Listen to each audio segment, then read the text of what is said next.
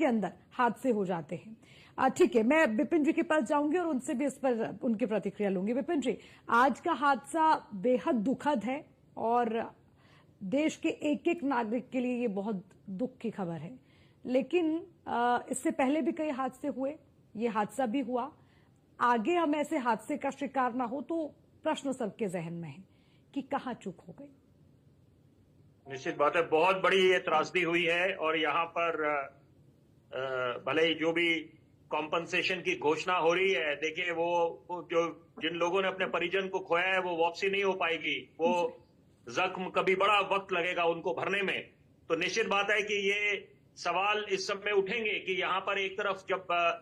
जो अभी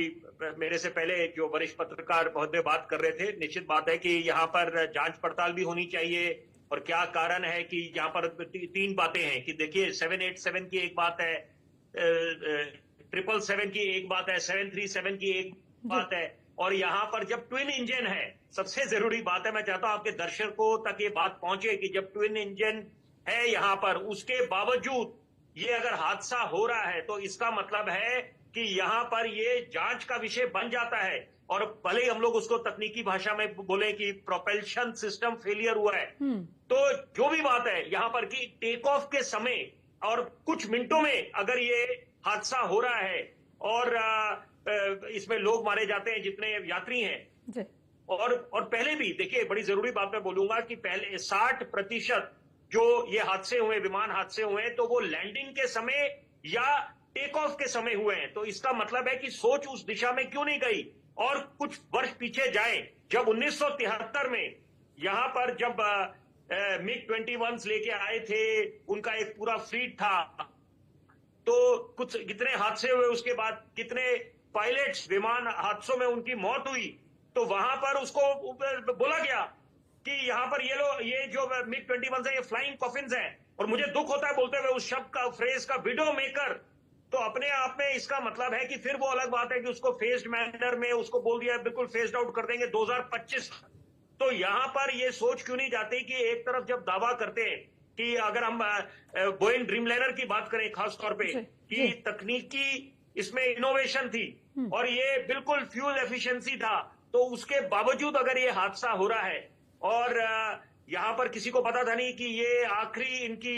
उड़ान होगी, जितने यात्री इसमें थे, बैठे हुए थे, और लंदन की तरफ ये विमान रुक कर रही थी, तो यहाँ पर निश्चित बात है सवाल उठेंगे। इसमें लीपापोती नहीं होनी चाहिए, क्योंकि पहले भी जो विमान हादसे हुए हैं तो वो एक कॉस्मेटिक बिल्कुल उसमें टचअप हो जाए, तो वो मुझे लगता है कि वो उससे किसी को कोई आश्वस्त नहीं होगा। इस समय जवाबदेही का भी वक्त है कि यहाँ पर जवाबदेही सबकी बनती है, टाटा सन्स की बनती है, एयर इंडिया की बनती है कि आप बिल्कुल रुख साफ करें। और जरूरी बात कि जब टेक्निकल स्नैक्स की बात चल रही थी कुछ कई समय से कि आप अगर आप बोल रहे थे, और कुछ जो टेक्निकल एक्सपर्ट्स हैं उन्होंने भी इस पे उठा के सवाल उठाए थे और आशंकाएं जताई थी, तो उसके बाद क्या एक्शन क्या हुआ है, उस पर अमल कितना हुआ है। और क्योंकि आप उससे किसी की जान के साथ आप कोई you can't take it to risk कि भाई आप उसमें कोई देख लेंगे कि यहाँ पर कोई संभावना हुई तो होगा, देखा जाएगा, तो वहां पर किसी तरह की गुंजाइश बचती नहीं। तो ये मुझे लगता है वक्त आ गया है कि